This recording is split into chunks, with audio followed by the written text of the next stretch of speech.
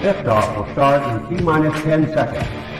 10, 9, 8, 7, 6, 5, 4, 3, 2, 1. We have ignition. It's time! 17 seconds from Game 7 or from championship number 6. Jordan open. Chicago with the lead. Harper got a piece of it. It comes off. The Chicago Bulls have won their 6th NBA championship. Tying run at second, 2 out. Palmero over the head of Jenks. Uribe charges, throws, out! And the White Sox have won the World Series. To the far side around the 8-yard line to Hester. Under it and to the middle with the 15 to the 20, breaks free to the 25 to the 30 to the outside. 40, midfield, 40, 30 to the coast, 20, 15, Hester 5. Oh! Touchdown!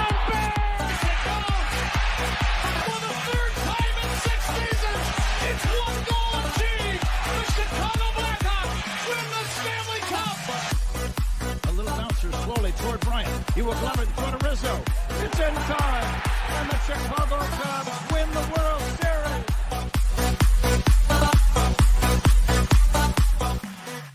What up, what up, what up? Welcome to Shawn and Maya in the morning on this Hump Day edition. I'm your boy, the SuperBack, Shawn Sierra. Thanks for tuning in. If you're watching us on Facebook Live, well, then I guess you found us on Facebook. And if you're not following us on Facebook, what? Go to Facebook, type in Sports Zone Chicago, click the like button, and now you're following Sports Zone Chicago. Simple. But wait, there's more. Go to Shawn and Maya in the morning. Like that page as well. So not only will you be following Sports Zone Chicago, but you'll be following Shawn and Maya in the morning as well. If you're watching us on our YouTube channel, excellent. And if you're not subscribed to our YouTube channel, for real, come on, man. Go to YouTube, type in Sports Zone Chicago, click the subscribe button, but also click the notification button. That's the bell right next to it, and that'll let you know anytime a show from Sports Zone Chicago is going live. You get it? Got it? Good. Now, we need help. We're trying to up our subscriptions, so do me a favor. Make sure you like, if you haven't subscribed to my YouTube channel, please do that. All right? But also spread the word. Spread the word. Spread the word. Do the bird, and spread the word. I don't know where the hell that came from. Anyway, if you watch this on our mobile app, yay. If you didn't, come on, don't tell me you didn't know we had a mobile app. What is wrong with you? Come on, guys, we have our own mobile app.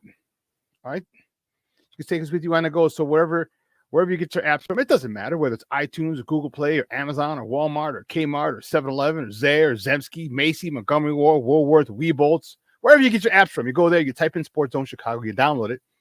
You take us with you on the go. So not only do you get Shawn and Maya in the morning 3 days a week, not only do you get our other live shows throughout the week, and not only are they archived there like they are on Facebook, but I'll tell you what, we give you a slew of articles, thanks to my man Clarence Council III. Big up to Clarence for keeping you abreast of all articles, Chicago sports related. Now, if you're watching this on Roku channel, I like that kind of party, baby. Listen, if you don't know, you better ask somebody. Sports Zone Chicago, we have our own Roku channel, baby. What? Yes. So do me a favor, download Sports Zone Chicago's channel right to your television. Do us that favor.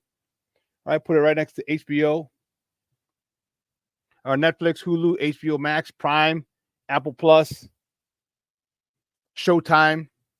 Oh yeah, we got another episode. Is that the episode next week of Power Book 2, the season finale? Is that next week? I think so. And The Shy, all great stuff. But do us that favor. Download it, put it there, watch us on the big screen. Hell, we should be on the big screen, right, Vicky now. You can also tweet the show. Tweet us at Sports Zone Shy. That's CHI at Sports Zone Shy. Now, if you want to follow me, want to know what I did? Let me tell you what I did, folks. I made it nice and easy for you, folks. Nice and easy. One handle for Facebook, Twitter, Instagram, Snapchat, and TikTok. All one handle at the Shawn Sierra. Want to follow my other co-host Maya Kai? You can follow her on Facebook and Twitter at the Sports Chica. If you want to follow her on Instagram, because you're IGers, you can do it just for the gram. Just call her. Follow her at Maya_Kai. It's MAYA_AKAI. Listen, we got a great show, and we're going to get started really soon at 9:15. Man, we have a phenomenal show, but I need you to get it interactive. But listen, at 9:15, we got Bob Nightingale.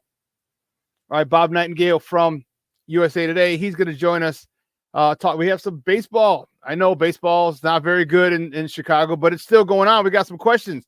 Who are the White Sox going to trade? When are they going to trade them? What's going on with the Cubs? We're going to talk to Bob Nightingale at 9:15. All right. At 10 o'clock, we have my man Lauren Cox from the Locked On Bears podcast. Oh, goodness. My mistake.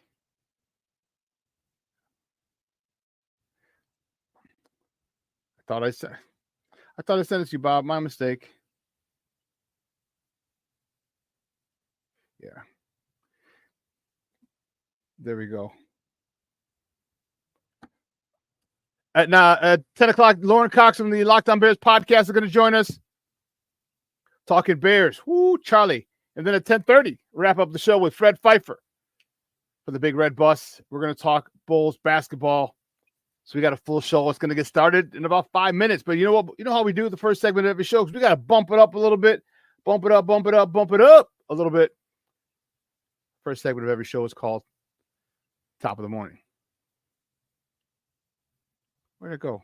Here it is. It won't come just when you want it.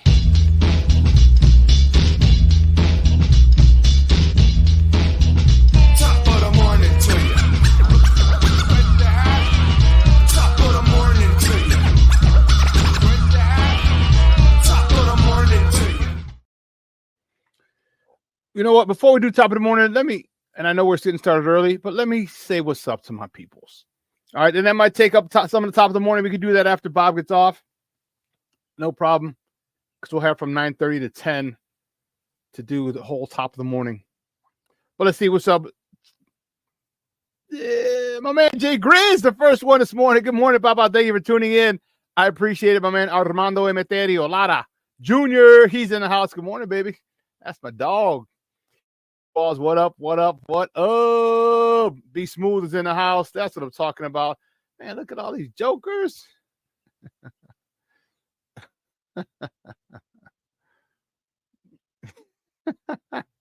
What?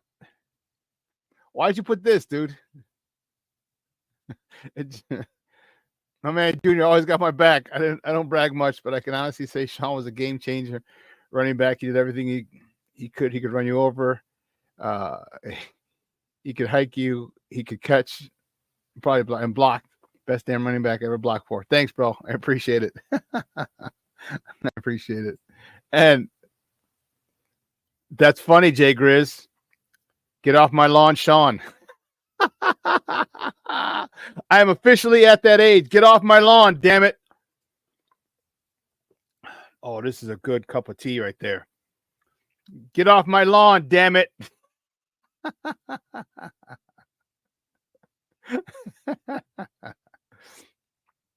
Hey, I grew up in a football locker room, man. All we did was bust chops. All we did was bust chops in the locker room. And speaking of, Junior was the biggest ball buster there was. James Ford in the house. What's up, Papa? Thank you for tuning in. I appreciate it. Michelle Walls in the Mickey Ficky house. What's up on a rainy hump day? You forgot. I did? Michelle, my apologies, my man. Sometimes I don't check my social media on the weekends. I apologize, Papa. Happy belated birthday. Patty Laws, good morning, Ma. Thank you for tuning in. I appreciate it. Oh, snap. Mr. Shorty is in the house. Yes, Mr. Shorty, we are live today. We are live and in charge, baby. That's what I'm talking about. Oh, man. Plank is in the house. Good morning, Papa. Thank you for tuning in.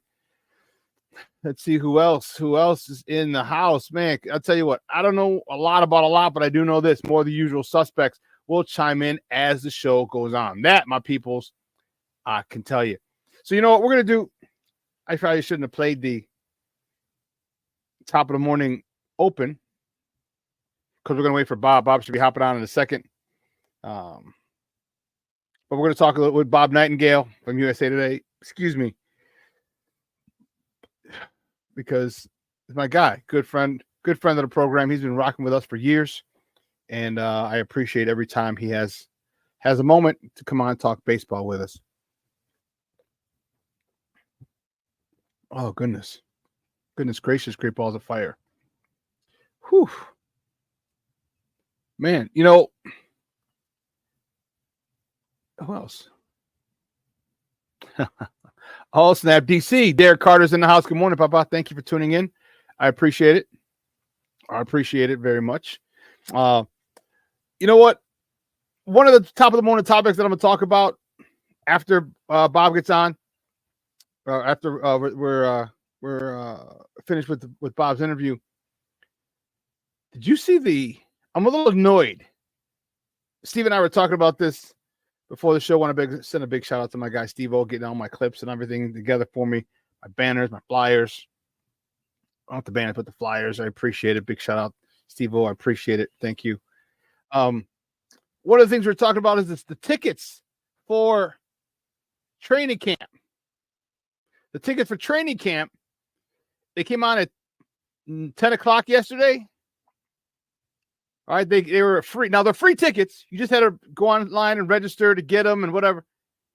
And within 45 minutes, all 9, 10 practices were gone, and we're instantly on StubHub for over $100.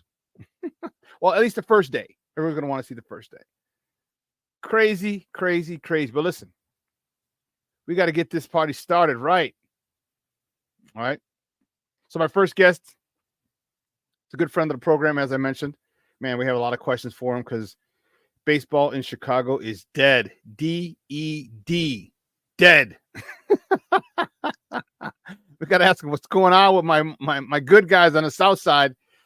The surprising collapse of the Cubs on the north side. My goodness, he works for USA Today, and you can find him on Twitter or X at B Nightingale. Guys, it's welcome back to Shawn and Maya, Bob Nightingale. Bob, good morning, Bob. How you doing out there? Yeah, good morning, Shawn. Good. Yeah, well, better than me because baseball, I can't even tease like Cub fans and Sox fans. We don't even tease each other anymore because we both suck. So that's boring. We're waiting. How many more days till Bears training camp? That's really how we're drinking together in our misery with both teams being so bad. Let's start with the worst of the worst. Let's get that out of the way. My White Sox. As long as you've been coming on, I am a diehard White Sox fan like a son of a gun. And, man, it has been frustrating. All right. Talk to me about we've heard rumors. All right, they're trading this, they're trading that. Garrett Crochet is probably the biggest prize that they have, biggest asset that they have. Do you think they're going to trade him? Do you think they should trade him? And if you do, how many suitors do you think would be in the running for a left-handed fireballer? Well, I know 15 teams expressed interest as about a week ago. So Wow. Maybe it's up to 20 now. So he is their best asset. They're asking for a ton for him. They should. He's not making any money. He's making barely with the minimum salary, $800,000. 2 years left in that contract after this. So they said they tried to extend him. Talks didn't really go anywhere. So if you're not going to extend him, maybe you are wise to trade him.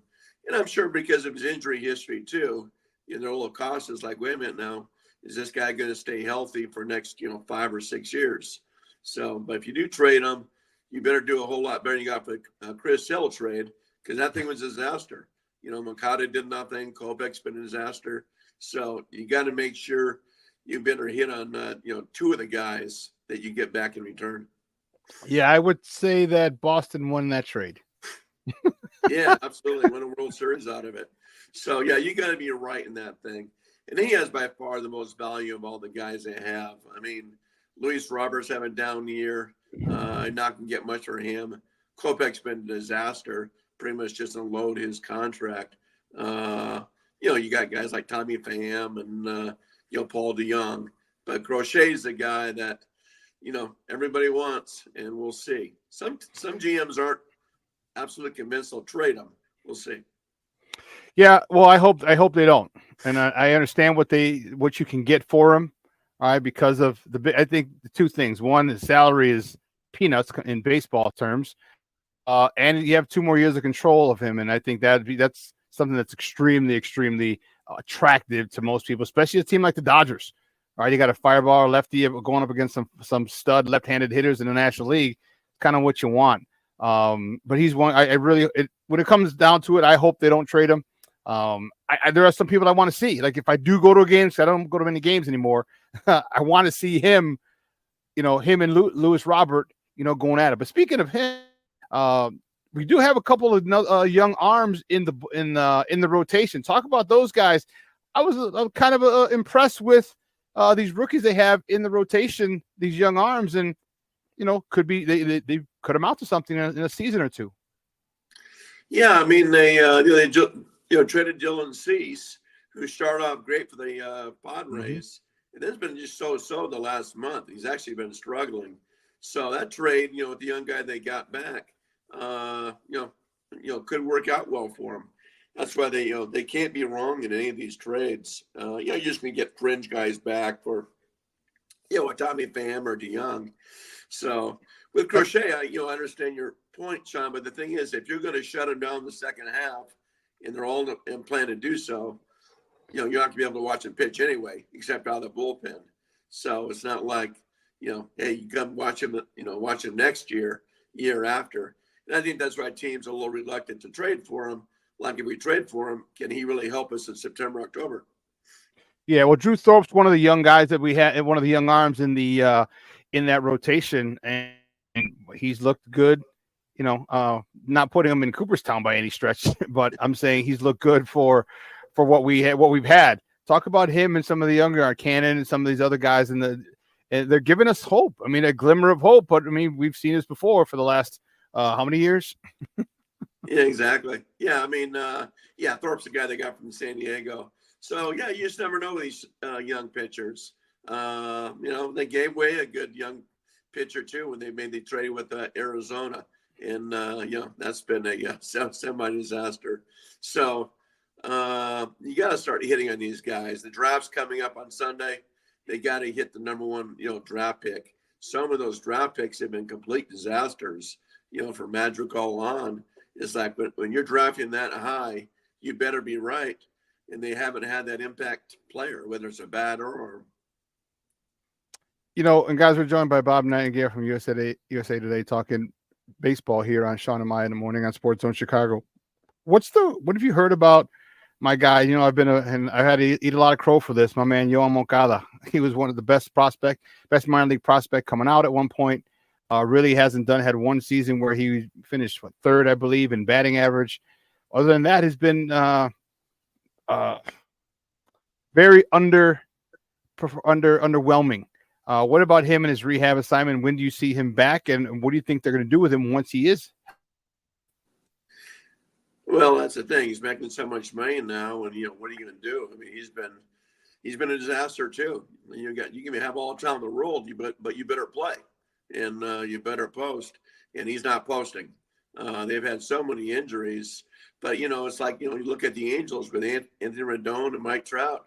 Hey, may look good on paper, but if you're just sitting there, rehabbing injuries all the time, you're not doing anything for the organization. And I think that's what's happening here with Moncada. Is like, it's been, done nothing and making a lot of money. So I don't think they can give him away right now. Yeah, you probably have to eat a lot of that contract, and I still don't know if any teams would take him. Last question about the good guys. I use air quotes for that. My good guys. Pedro Griffol's having a rough season again, on pace for over 100. They were challenging the worst record in baseball. I don't think they'll get there. I think they have too many winnable games in the future. But what is his status moving forward? Is it do you think this could be his last year here and they just everything, or do you think he has another year or two left from this front office? I think it could be his last year. There was reports a couple months ago he's going to get fired. That wasn't going to happen. You're not going to pay 3 different managers and bring someone in. I mean, no one right now is going to change it. So if they bring someone in the off season and they'll reevaluate, then they'll give that guy a clean slate. So right now it's a disaster. So why give that to somebody else? Charlie Montoya is on the staff. Of course, he got let go by the Blue Jays. So, but you have to bring somebody else in. I think in the off season, unless he really shows that okay, I'm capable of doing this job. He's well liked by the organization.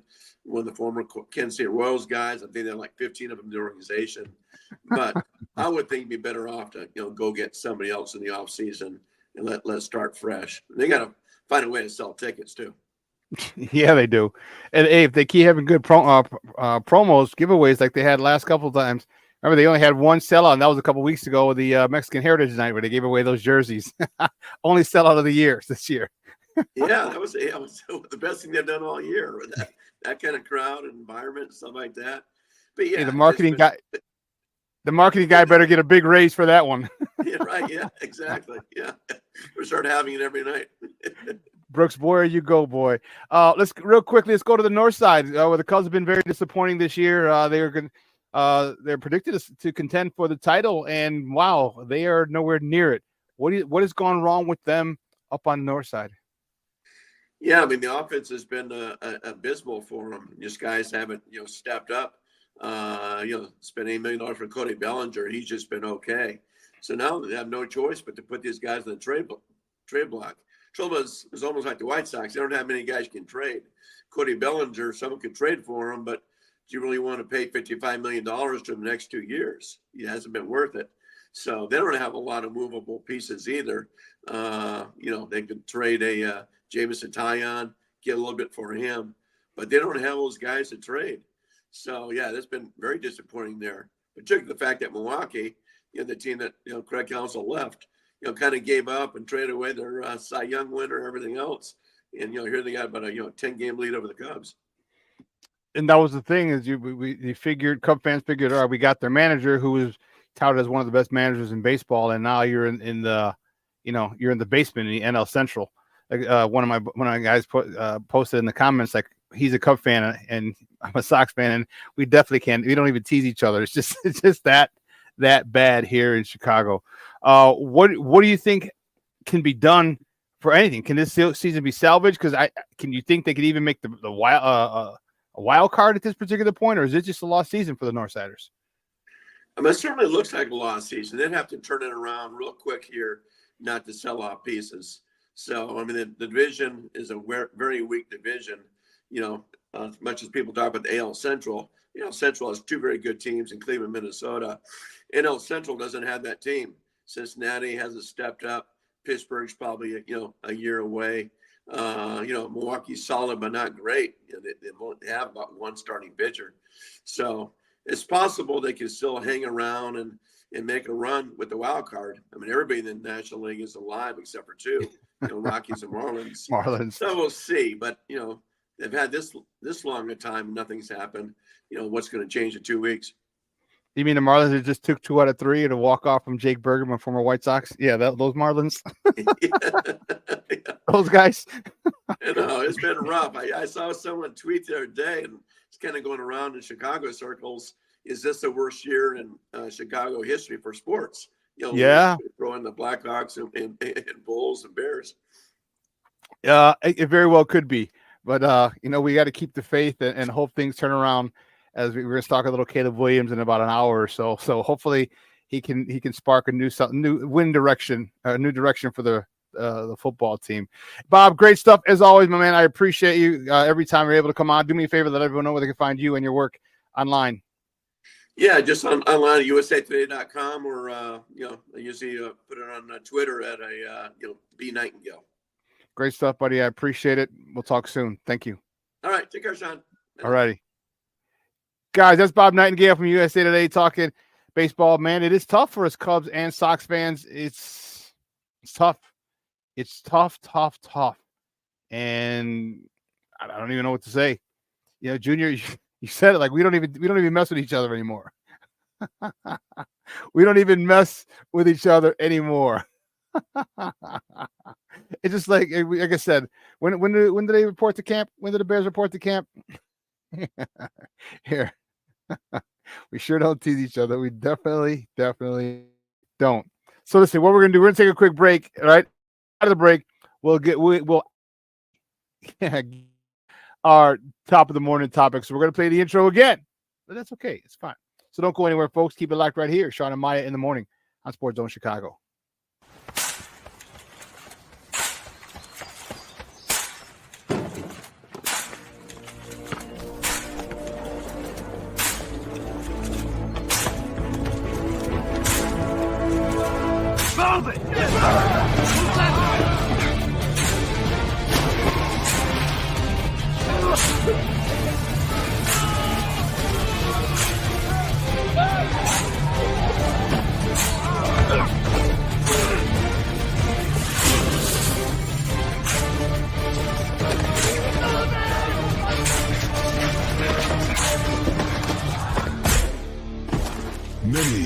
the calling, few will earn the title.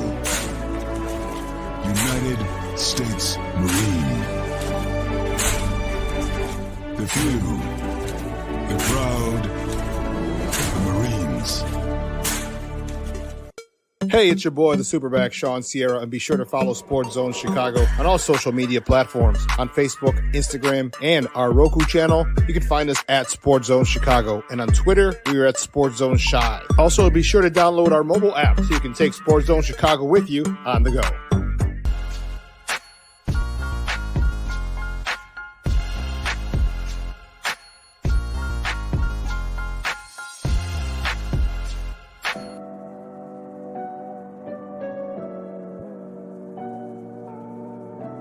How do you take care of your mind health? For my mental health, I meditate in the mornings. I have my dogs.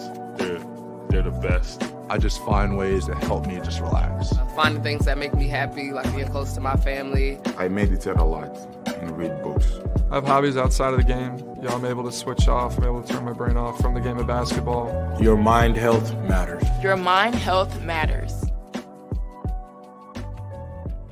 We are looking for a few heroes, mentors, trailblazers, innovators, a passion to change lives, spark curiosity, open hearts, and awaken minds, help students answer the question, who am I? This could be your calling, but this is no job. It's the journey of a lifetime. Be a hero. Be a teacher. Mental health and learning disorders don't discriminate. 17 million children and adolescents in the United States live with disorders like anxiety, depression, ADHD, and dyslexia. Less than half get the help they need to thrive. Help the Child Mind Institute change these children's lives. Visit childmind.org.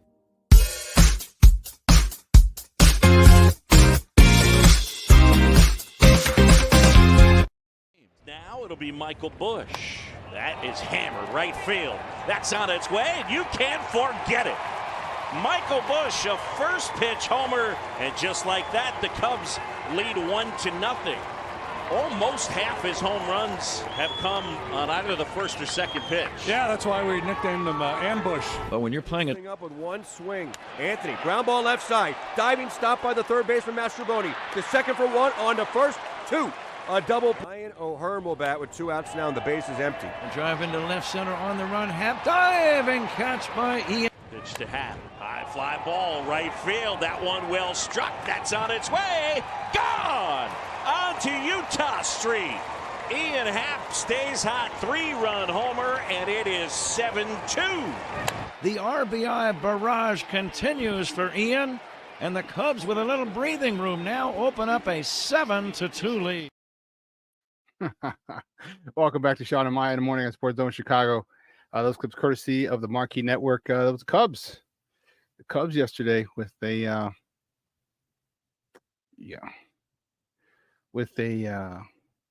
nice little 9-2 victory over the Baltimore Orioles, over the O's, and Elaine Bennis's favorite team. If you're a Seinfeld fan, you know what I'm talking about. Ian Happ he went ham yesterday. So, you know what? Just for spits and giggles, let's redo it again. First segment of every show, and this time it's the second segment. It's top of the morning. It won't come just when you want it.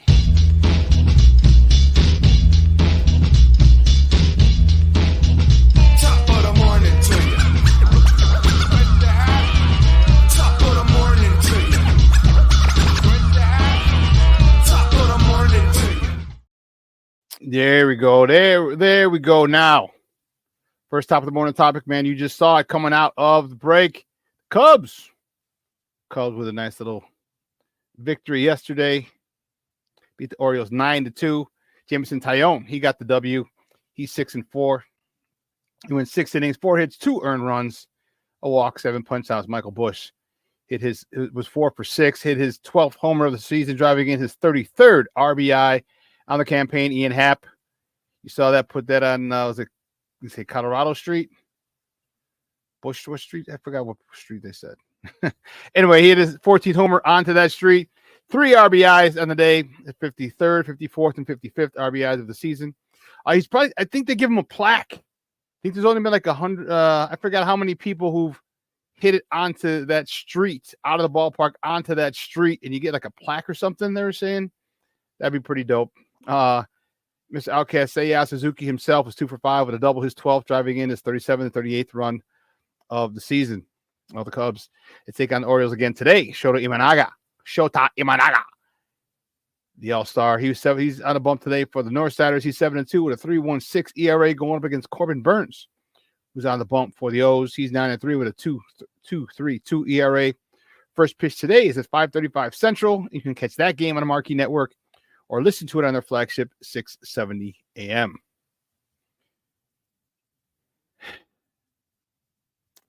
The White Sox. The White Sox game yesterday with the Twins was postponed due to rain. And they will have a doubleheader, a straight doubleheader today. Game 1 is at 1:10. Bailey Ober is on a bump for the Twinkies. He's 8-4 with a 4.12 ERA. He's going up against Eric Fetty, one of our best pitchers. He's 6-3 with a 3.13 ERA. You can catch that game on NBC Sports Chicago or check it out on our flagship station, 670 AM. I'm sorry, what did you say? That's a mistake. That is a mistake. Steve-O, who put these things together? Oh, I did. Pardon me. Technically, it would be, it's AM 1000, not 670 AM. That's the Scrubs. Cubs, sorry. Well, game 2 is about 30 to 45 minutes after game 1 ends. Pablo Lopez is on a bump for the O's. He's 8-7 with a 5.18 ERA. He's going up against Drew Thorpe, who's 3-1 with a 3.71 ERA. And that game can also be caught on NBC Sports Chicago or listened to on their flagship station, ESPN 1000 here in Chicago. So that's funny. That's quite funny. Well, keeping it moving, the next top of the morning topic, the Sky. Excuse me while I kiss the Sky. The Sky hosts the Atlanta Dream today at Wintrust Arena. Tip-off is shortly. It's at 11 o'clock this morning. I don't know why they do that. I don't know. What's so pressing at Wintrust Arena that you can't, that your game has to be at 11 o'clock in the morning? What the? Levette, don't come in here acting crazy. Don't do that. Well, my man, who's that? Terrence? Are you T-Nick? What's up? What's up, Papa? Thank you for tuning in. I appreciate it. Look at Jay Grizz talking all that ish. Oh man. You guys are out of control. But yeah, looking forward to the Sky. They got some work to do. All right, the Sky has some work to do. They're as exciting as they are, as much as we're talking about them, they are at the bottom of the playoff picture in the WA. All right, they're at the bottom of the picture. They're 8-12. I mean, we got to get to 500. All right, girls. I mean, we got to. Don't get me wrong. I love the excitement. I love the enthusiasm. I love the support. I don't know if you saw. It was on social media, of course. The Tate brothers, Lorenz Tate, I forgot his brother's name. He's with them in Power. Oh, they were at the Sky game the other day. I thought that was pretty cool. They actually got to talk to the girls after the game in the locker. It was pretty cool. It was really, really cool. But the girls got to do better. All right, they got to get to 500. Get to 500 and then go from there. Because right now they're 8-12, and they're going up against the Atlanta Dream, who is 7-13. So they're equally yoked, these teams. And here's a chance for you to get one step closer to 500. All right, one step closer to 500. Solidify. Maybe you go up. Let me see. Where are they at in the playoff standings? because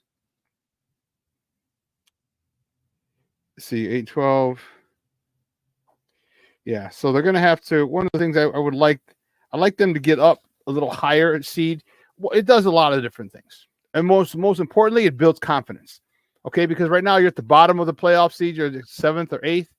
If you can get to 6th, okay, and by some strange thing, if you get to 5th, but you move up one slot and secure yourself a better footing, a better seeding in the playoffs, it does a lot for your confidence. It does a lot for your confidence, and I think that's what these girls need, because you have the rookies, Camila Cardoso, who's coming off an injury, and Angel Reese, who are carrying this team. 2 girls who are carrying the team, and I'm saying they're rookies, and because I think Kennedy Carter's doing a phenomenal job as well. I think she's found a home, and she's one of the other main contributors for this team beside Angel Reese. But those 2 rookies, remember, we've talked about it before. They haven't had a rest. They haven't had an off season. Okay, they're going right from the NCAA tournament, deep runs in the tournament, to the 2 weeks after to the draft, 2 weeks after to training camp. So there's literally no break for these girls, none. So, and then she's an all-star, so she's in the all-star game. She's going to London to see the women's team play. She needs a break. All right. That's why I'm really anxious to see next year, when she gets a complete offseason, her and Camila Cardoso, what damage they can do together. And the one thing I'll tell you, this is why Chicago's in love with Angel Reese. She doesn't care. She doesn't care about the only 4 weeks from deep NCAA run to the draft to training camp. You know why? Because she's a dog. She's a dog. All right. We already showed you she got named an all-star. That was last week. Okay. But then she goes and does something crazy.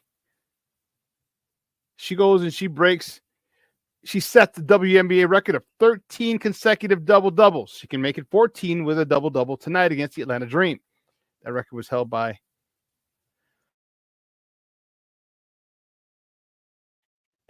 Candace Parker over 2 seasons. This is in 1 season. And if you watched her play, if you just watch the highlights, she's a dog. There are girls who are bigger than her, stronger than her, and she is out rebounding them. She's going up strong. She's getting the and ones. And I tell you what, that type of hard work, blue collar effort is what's going to endear her greatly to the Chicago fan base. You know how we like people who work. You know how we respect people who work, especially our athletes. She's doing it as a rookie with no offseason. And she's, you know what? She's a little brash. She's confident.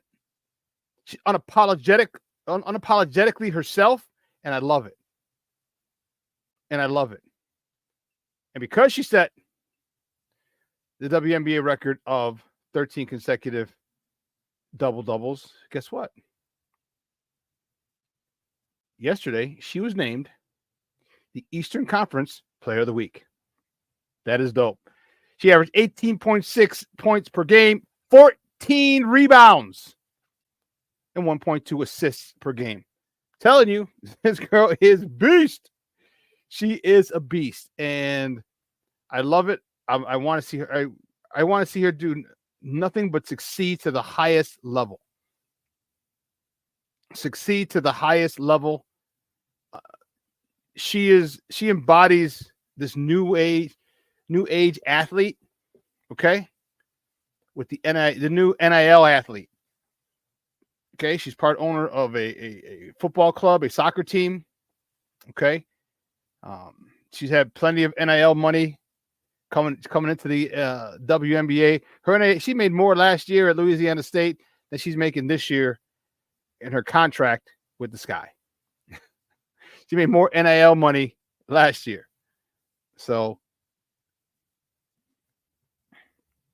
again, her grittiness, her hard-nosed demeanor, her work ethic. Let me tell you,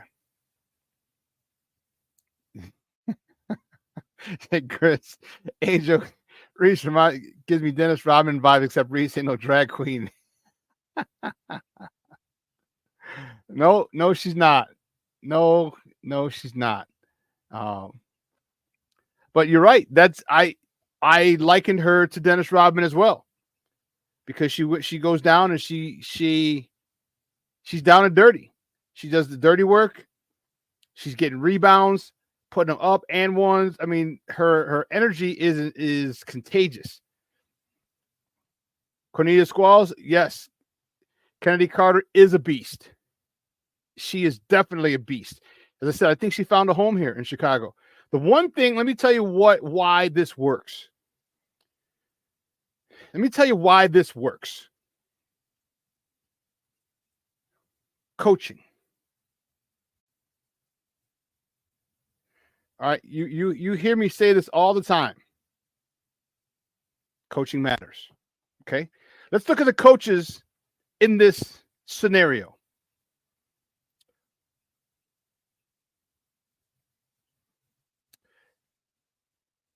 Angel Reese played for Kim Mulkey. Okay? For those of you who don't know, Kim Mulkey was a badass point guard at Louisiana Tech. I remember her watching her in the NCAA tournament years ago, back in 81, 82, when she won the national championship. She was bad. If you see her now, her feisty little self, that was her on the court. Straight, hardcore, just unstoppable, relentless. Okay? And now she's playing for Teaspoon, Teresa Witherspoon, her head coach, who is gritty, who's known for her defense, who's known for that grittiness, who's known she's my age. She's get off my lawn. Get off my lawn, Teaspoon. That's it. That's her. So you go from one dictator, and I mean it in a jovial sports sense, okay, to another one. Well, guess what? For those of you who don't know, guess who Teresa Witherspoon played for Louisiana Tech? Kim Mulkey. So she goes from Kim Mulkey, from the teacher, to one of the proteges in Teresa Witherspoon. And the demand is the same. Ask no quarter, give no quarter. I need your best effort every night. And you know what? She's responded. And this is why coaching matters. When you go from one, you're literally going from one coach to the same coach. Same demanding, unrelenting coach. And if this is all you know, this is all you do. This is how you play. If you're not allowed to play a certain way and show off and do all these other things and act the fool, guess what? You don't. This is why coaching is so important. This is why I love good old school coaches. And yeah, you morph as the times go. And you could talk about her modeling career. You could talk about the outfits, which I love. I love the outfits when she comes to the stadium. But you know damn well she's going to fight her ass off in the forest of trees and be very successful every single night. There's no question. There's no question of whether or not is she going to show up? Is she going to have a nagging injury? No, you know damn well she's going to be in the post, fighting, jumping, tipping basketballs to get that rebound. Phenomenal passer. You know she's a great passer. Phenomenal receiver of the basketball. Couple of Kennedy Carter passes on a fast break. She looked like a wide receiver. And I'm talking about Angel Reese. Caught him on the run, laid it up, and won. This girl's extremely talented. Extremely. Now when we get Camila Cardoso in shape, gosh, I think she got to lose maybe 10 pounds. 8 to 10 pounds. But I need it distributed better. I need her body. I need her stronger. Remember, she's got no offseason either. And she was only rehabbing when she hurt her shoulder. This is why they love these girls. Because Camila Cardoso, she's a double-digit rebounder as well. And this is why Chicago's falling in love with them. This is why. Yeah, he doesn't get talked about as one of the best guys in the 4 or 5. You're right, he didn't, and the great part about it, he just didn't rebound, Jay Grizz.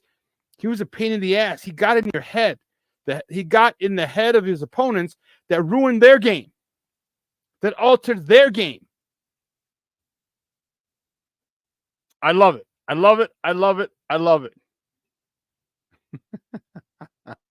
She showed up in a Reebok Joker.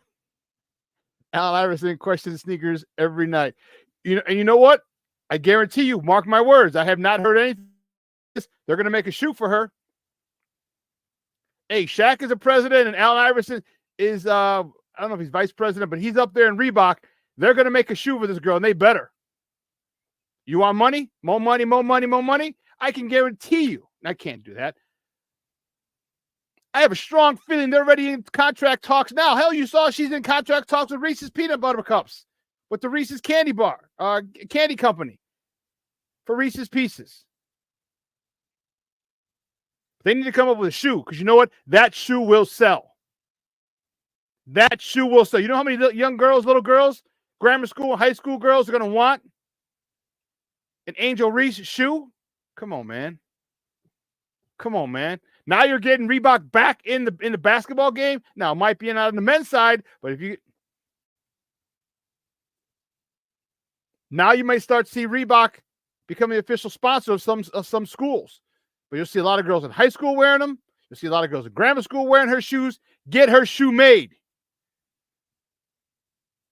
Get it made.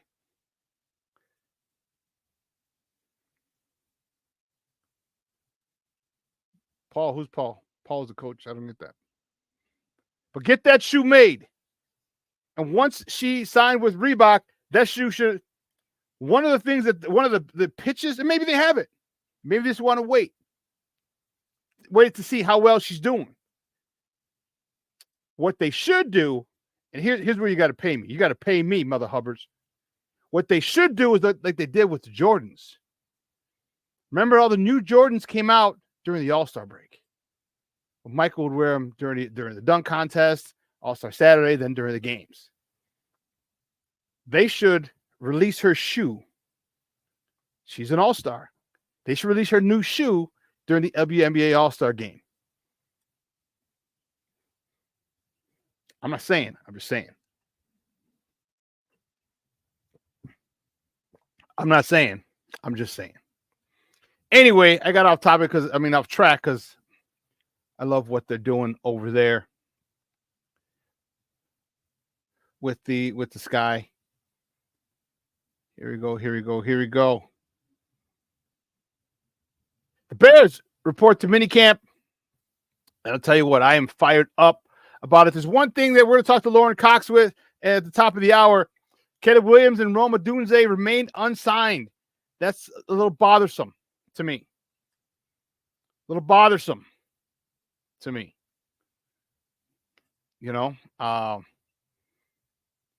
first round picks. This is the issue with not having an agent. This is the issue with,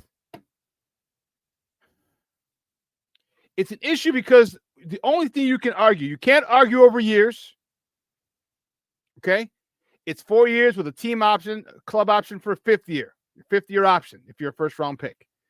So that can't change. That's non-negotiable. That was collectively bargained by the union and the NFL. So if you're a first round pick, your contract is automatically 4 years, and the team that drafted you has a fifth year option that they can pick up. And then your money's slotted. So last year it was X amount for the number one overall pick, first pick, first round, ninth pick, and it goes up incrementally, like 3%, 5% every year. So like the next year, the number one overall pick's gonna get a little more, but it's set how much you can make. You can't negotiate how much you can make. So let's just say it's $60 million. Okay, over those 4 years, then you can pick up a fifth year option, which that's another jump, but that's also collectively bargained as well. Only thing that they can argue over is I shouldn't even say minute, the details. So if he gets cut, does he get his full contract? If he gets traded, so if he gets cut and then signs with another team, is the team, the Bears off the hook? Because the Bears want to be off the hook if he signs with another team. The players, on the other hand, they want to double dip. They say, nope, you owe me this while I get my other contract. That's, bonuses maybe. But all this, some of the verbiage, and he's not reading it himself. Of course, he's hired people to look at the contracts. But this is frustrating. And here's another thing. All this shit, this could be a moot point. Because what are the Bears going to be featured on coming up? Hard Knocks. It would not surprise me that this shit is done, but they're saving the announcement for Hard Knocks. It would not surprise me at all. It's the NFL. They put on a show. The NFL puts on a show. They know how to entertain. Are you not entertained? They know how to entertain. That would be a huge, huge storyline in one episode of Hard Knocks. To get your first 2 rounds, the number 1 overall pick and the number 9 overall pick signed on Hard Knocks. It makes sense. You have to be entertained. Who wouldn't want to see that episode?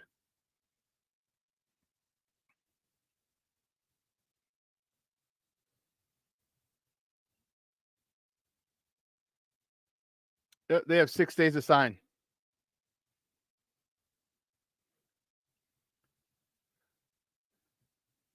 I'm not surprised. No, it's a rookie contract. This is a rookie contract. They can sign. I don't know what you mean why they have 6 days to sign. Like they can sign it whenever. They could have signed it already. There's only like 5 first rounders who haven't signed. 2 of them are on the Bears. One of them is Chicago's very own, Chicagoland's own JJ McCarthy. He's another one who hasn't signed. But there seems to be something here with the contracts or the language in the contract, because we saw Roquan Smith hold out a little bit. We saw who else? Someone else held out a little bit as well because of the contracts. So I'm excited. In a couple minutes we're going to go to break, and I'm sure we're going to go to break. We're going to welcome Lauren Cox on and talk to him about it. But let's keep it moving. Oh shoot, we're almost done. Next top of the morning topic: the Bears training camp tickets went on sale. So they weren't on sale. Let me tell you, they were not on sale. They were given away. They were free tickets for training camp, like they've had the last couple of seasons. All right, you just had to register. Go online, register, and you get your free tickets for each day. Well, they went on sale they were released to the public at 10 o'clock yesterday. And by 10:45, they were sold out, and they were immediately on sale, especially for the 26th, the first day, for over $100 on the secondary market for the July 26th practice. All right, that's the first practice. One site had them for $109 and $118. Okay. And the thing that stinks about this is that something like this, there's only about 1,700 people for each practice allowed. That sucks. And you see the dates down there: July 26th, 27th to 30th, August 4th, 6th, 7th, okay, 13th, 14th, and 15th. So only having 1, 2, 3, 4, 5, 6, 7, 8, 9. Only 9 practices open to the public. And the thing that I liked about Bourbonnais is you didn't need a ticket because you're on a college campus. They had parking. It was free. They had everything down there. Now, according to somebody that I knew in the Bears organization, the reason they left was Olivet Nazarene wasn't living up to their part of agreed. They weren't doing as much as they could have or should have been doing. And plus they had to pay for it. They had to pay to rent out Olivet Nazarene for the 2 weeks they were down there. I mean, come on, who cares? Oh, and you know what? I should have I can't believe that I did. I really can't believe that I do this. Holy shnikes. You know, and when people talk about, whoa, okay. When people talk about the teams, I look at it like this.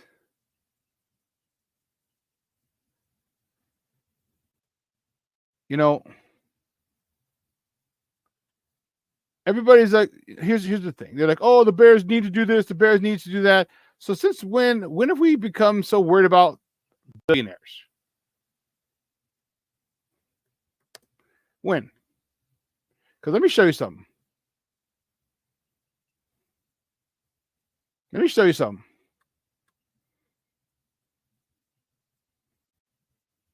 You know, the NFL is a not-for-profit organization. Again, we try and keep you educated on what's going on here. I want to talk to educated fans. So I want to help educate some. The NFL is a non-for-profit organization. So after expenses and everything, guess what? They dole out all the money that they made to their owners. 31 teams get it. The other money goes to the Green Bay Packers because it's a publicly owned team. Okay? How about this? Last year, the NFL earned, you know what? I'll take it off ticker. Hold on. Last year, the NFL earned $13 billion in revenue. Look how much each team made.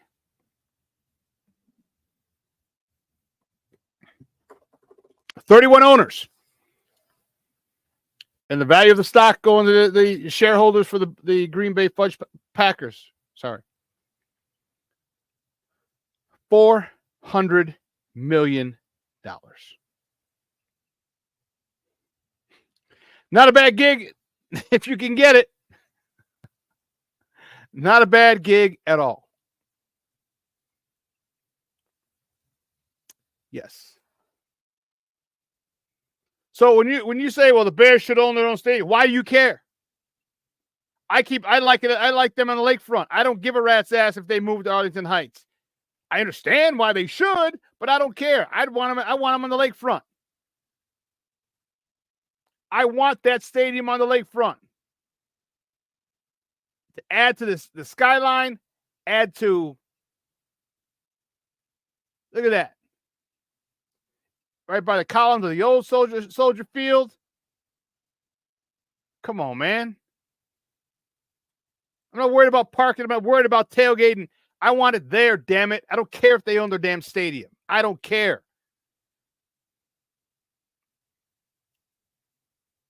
Because they honestly don't give a damn about us. If you're a season ticket holder, you don't just buy your tickets. You got to buy a PSL, personal seat license. Means you got to pay in order to get season tickets. Ain't that some shit? I'm going to give you money so I can buy your tickets.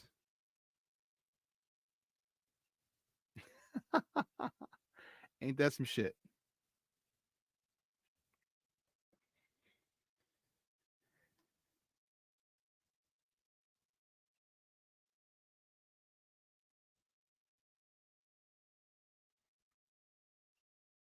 Oh, okay. Okay. I was wondering where Lauren was, so he didn't check his email. My bad.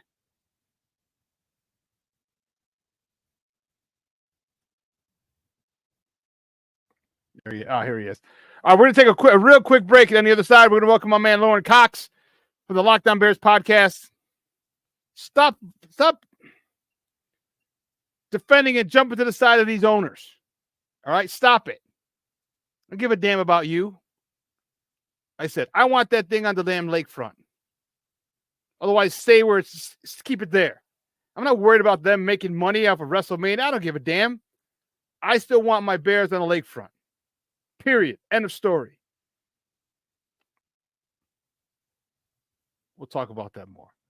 But keep it locked right here. Lauren Cox is coming up next on Shawn and Maya in the morning on Sports Zone Chicago. It's going to be a real real quick break because I want to get to Lauren so we can dip into this thing.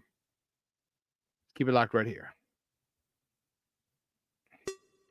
Hey, it's your boy, the SuperBack, Shawn Sierra, and be sure to follow Sports Zone Chicago on all social media platforms, on Facebook, Instagram, and our Roku channel. You can find us at Sports Zone Chicago, and on Twitter, we are at Sports Zone Shy. Also, be sure to download our mobile app so you can take Sports Zone Chicago with you on the go. Time out. How are you feeling right now? Happy? Excited? Angry? Overwhelmed? One of the best things you can do for your mind health is to name what you're feeling. It can sharpen your awareness and help you talk about your feelings with someone you trust. Here are 3 questions to ask yourself. Where are your thoughts right now? In the past, the present, the future? Do you notice any sensations in your body? Is your heart beating fast? Is there a flutter in your stomach? Or are you fully relaxed? What do you need right now? Time with others? Time to yourself? Remember, there's power in this awareness. So find ways to identify what you're feeling today.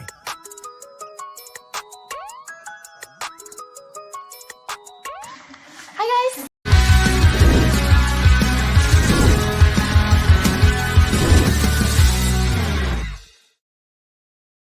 Welcome back to Shawn and Maya in the morning on Sports Zone Chicago.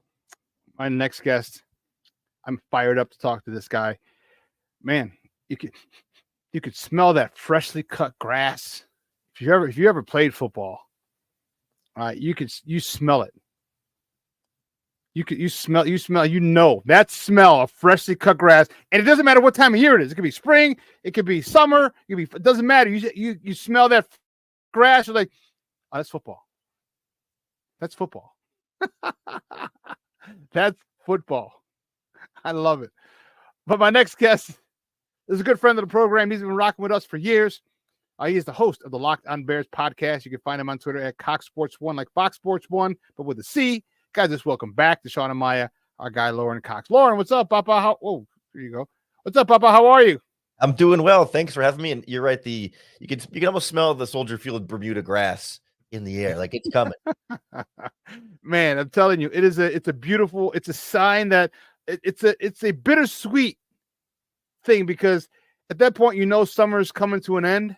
You don't really want it to, but you want it to, because I mean, it's Bear football. It's a give and take. Yeah, exactly. It's like you either enjoy the weather or you get to enjoy the football, and I'll take one into the other. I'm ready for it. You and me both. You're damn right, Jay Grizz. Get off my lawn. Shawn has arrived. I'm here, baby. I am here. Keep your stinking Air Force Ones off my lawn, son of a gun. Well, man, we're excited, man. I am super excited. There's a lot, and hopefully there's still a lot of fracture in Bears Nation because of the whole quarterback situation, but we're moving forward. Your thoughts? How excited are you, and what do you expect of this offense? We'll talk about the defense in a second, but what do you expect of this offense? Because if you saw 1920, and they were talking to Eberflus, and they were saying, and polls, they said, I've been sitting on this for a month, and they drafted Caleb. And then when they had him for his 30 for 30, they said, we're going to continue with install. Continue with install. I don't know. I know I went to college, so I know what continue means. It means you're picking up where you left off. What are you expecting? Because obviously he has had exposure to this offense, this playbook for a long time, or time before he was even drafted. So how soon do you expect this offense to hit the ground running and hit all cylinders? 4 games, 6 games, 10 games? Yeah.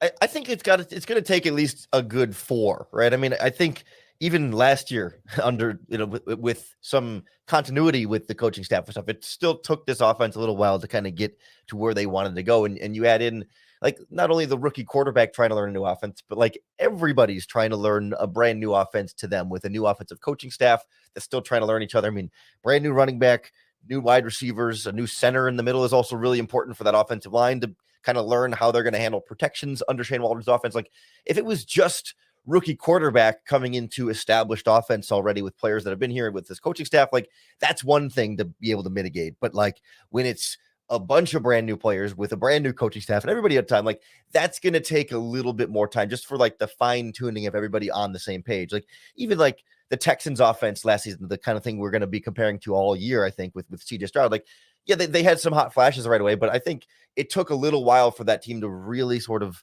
settle into its groove and go on a run. And I think even if the Bears, like if that's like the highest of expectations for this team, like what the Texans did last year, like even that takes some time to really get up to. Yeah, and that was a shock because it was Bobby Slowick's first year as a play caller, if I'm not mistaken. But the one thing he did, which is, I know this is kind of crazy, but he catered the offense to his quarterback. Holy cow! I don't know if anyone else has ever done that. That's crazy. So, with an experienced play caller in Shane Waldron, I'm hoping he does that as well. I assume he's going to. I hate making assumptions and make an ass out of you and Umption, but I assume he's going to do that with all these weapons. I looked at the schedule. I looked at this and I said, and I'm not trying to be a homer, but I'm saying, okay, let's look at the schedule. Their first 10 weeks. All right. 9 games. They have a bye in there. I'm struggling to find a third loss in those first 9 games. What do you think? Because we got Tennessee, Houston, Indy. We don't really know what Richardson's going to do. LA, the Panthers should be a win. The Jaguars, that could be their third loss. But Washington, Arizona, and New England, they got to win those games. Your thoughts on how fast they can get out of the gate and how that would help this offense if they get out of the gate fast?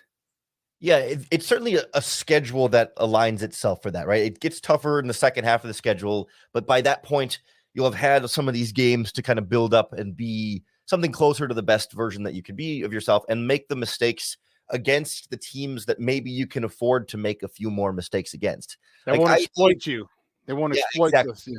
Yeah, the margin for error is larger against the Commanders and the Cardinals and the Patriots than it is against the 49ers or the Lions, later on in the season. But I mean, I think you're right. Like as far as like losses in there, like I think they should be able to beat the Titans, but anything happens in week 1. Texans are probably a loss. The Colts are kind of a wild card coin toss team for me right now. Like you were saying, the Rams are probably a better team that I would expect them to lose to early in the season like that. And then the Jaguars are also a little bit of a wild. I mean, Trevor Lawrence was hurt a little bit last season, but played through it. And some questions of whether or not how good he actually is and how much of that was him being hurt. Like the Colts and the Jaguars to me are both kind of those 50-50 toss-up games where if the Bears are firing on all cylinders and really get off to a fast start, they could win both of those games. But if, there's still some little miscommunications or just, guys trying to get on the same page or of course, like rookie mistakes for a young quarterback are perfectly natural and not something we should panic about. Like those could happen in those games and you end up losing 1 or 2 of those that you feel like, oh man, they could have had that, but because they were so close and because they're still kind of a young ascending team, you feel like, okay, like those are sort of the bumps and bruises along the way so that maybe when they play those tougher teams in the second half, they can learn from the mistakes you made in those games to fare a little bit better in you have like 5 NFC North games in like 6 weeks or something crazy like that. Crazy. Yeah.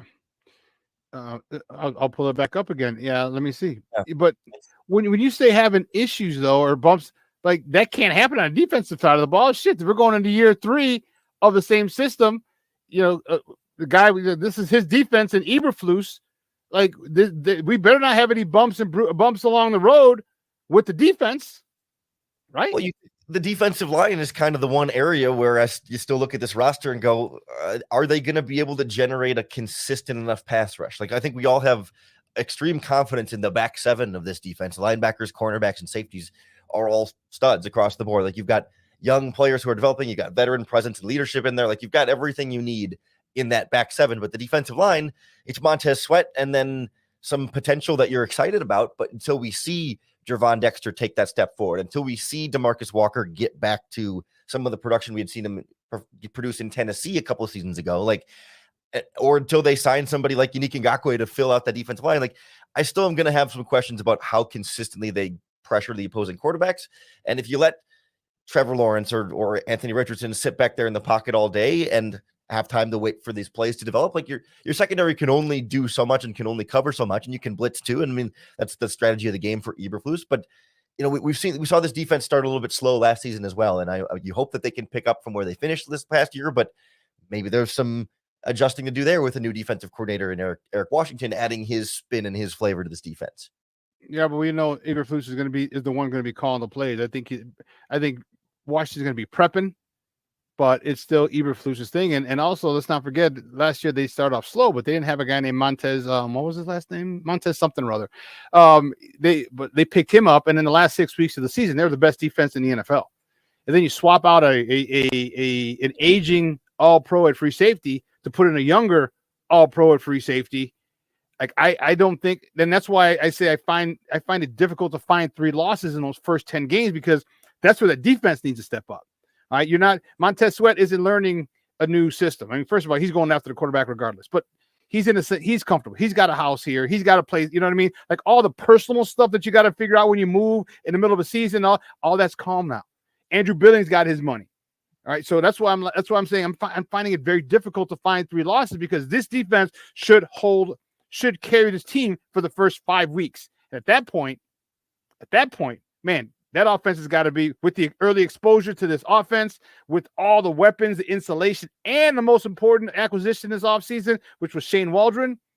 Man, this offense should catch up within 5 weeks, 6 weeks. And man, at that point, now you're playing with house money, in my opinion.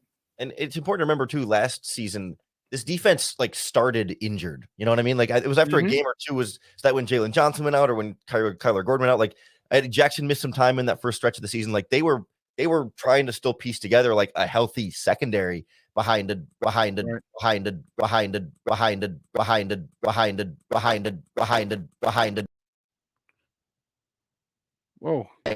Behind it. Whoa.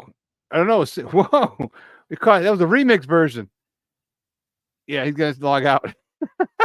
behind the chicka behind the.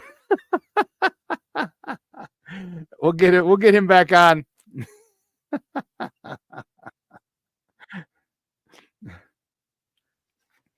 Here we go.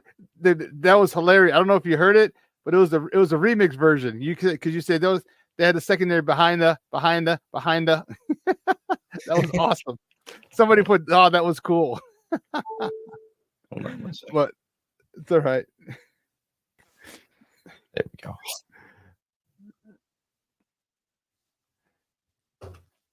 There we go. Perfect. I think you can see and hear me now. Yep.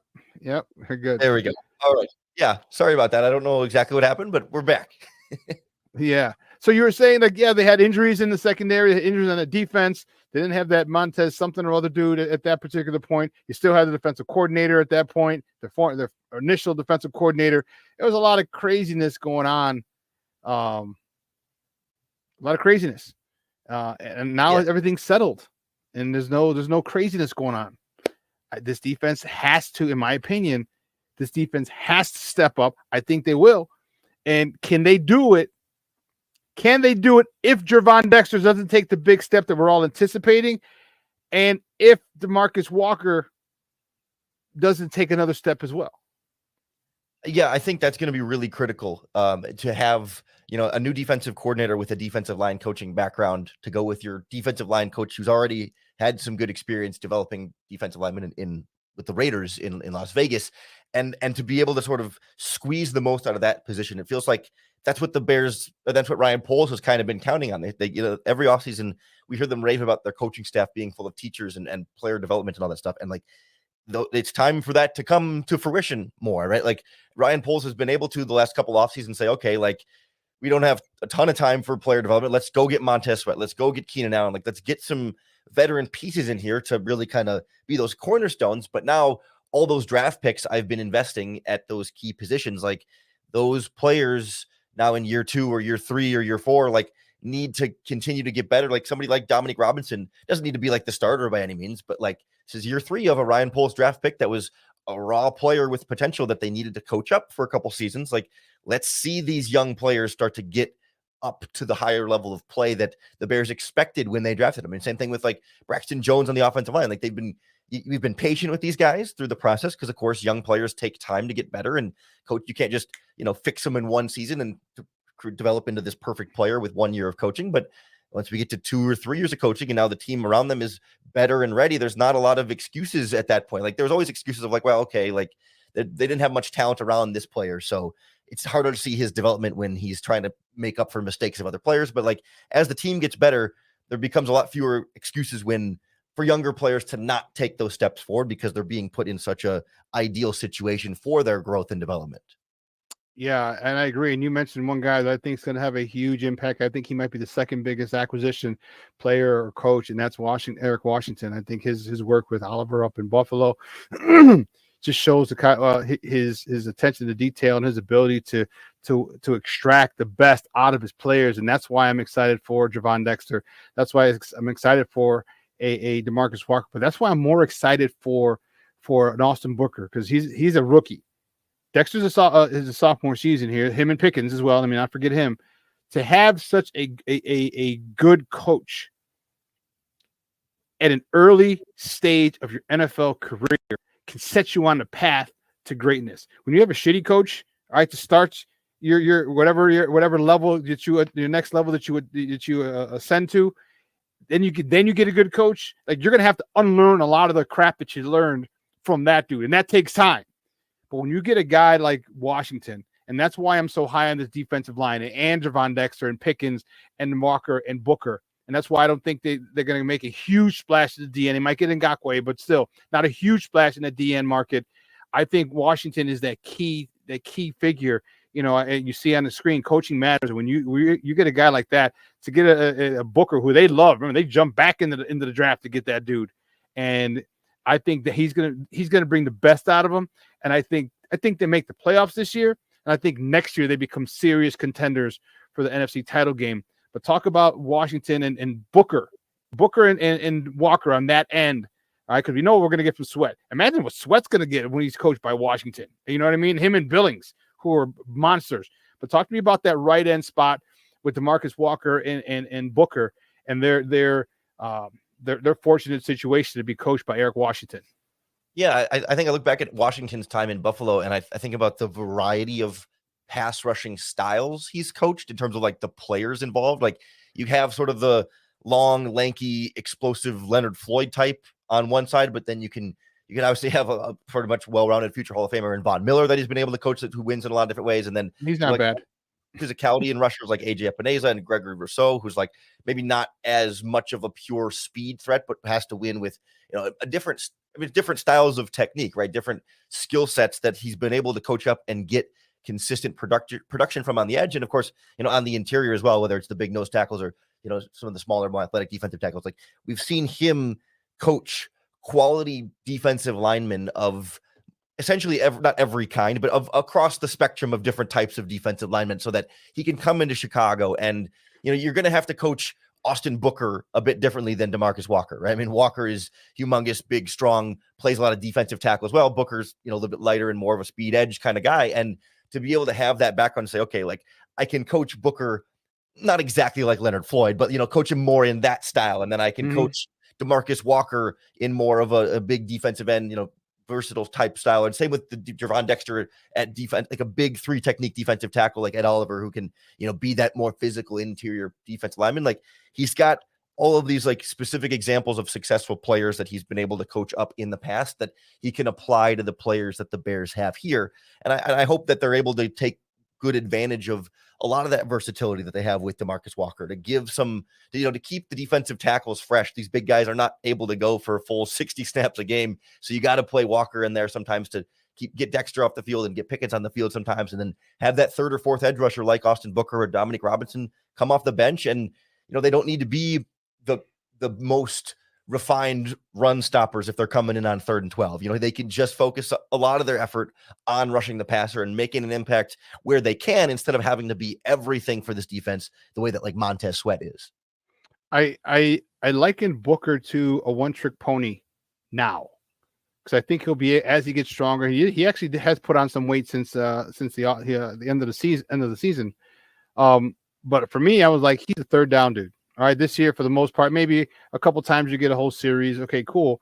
but I need you to go get the quarterback. I need a Mark Anderson type of season out of you. Give me 6 to 10 sacks, at minimum 6 sacks throughout the year, and I'll be more than happy, especially if he's just a one-trick pony this year. Because I'm not asking you to set the edge. I'm not asking you. I need you to pin your ears back and go get the God-blessed quarterback. And if he can do that and then build off of that next year and add more stuff to his game, I'm excited because don't forget, next year, that edge class is deep. So now you're going to be able to get another guy who may be as good a pass rusher as Booker, but still who can still set the edge. So now you're rotating these guys. Man, they're in a good spot on that defensive side of the ball. Let me ask you about the head coach. How soon will people Bears fans start to get antsy, all right, and call for his job if things don't go well? Because he's called the defense. He did it at the end of last year, or most of last year. This defense should be top notch. How soon do you start to hear people grumbling from the fans? What would have to go wrong? Yeah, it's funny how we're not that far removed from a pretty strong effort to want to fire him and the whole coaching staff.